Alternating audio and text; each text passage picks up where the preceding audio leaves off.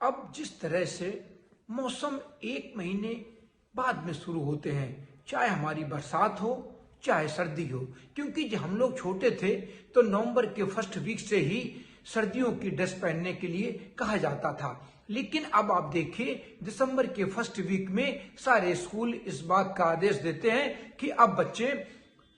सर्दी की ड्रेस पहन के आएंगे, जैकेट पहन के आएंगे, कोट पहन के आएंगे, स्वेटर पहन के आएंगे। इसी तरह अब देखिए, जो हमारे WD थे, कभी WD दिसंबर के फर्स्ट वीक से ही सशक्त और मजबूत WD आते थे, जिनका प्रभाव पहाड़ों से लेकर हमारे उत्तर भारत के मैदानी इलाकों में बिहार बंगाल तक पड़ता था।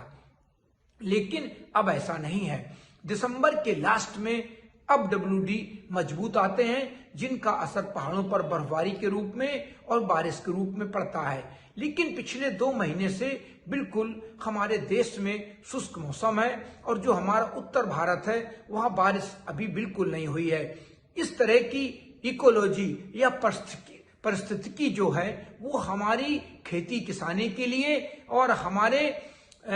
जीवन के लिए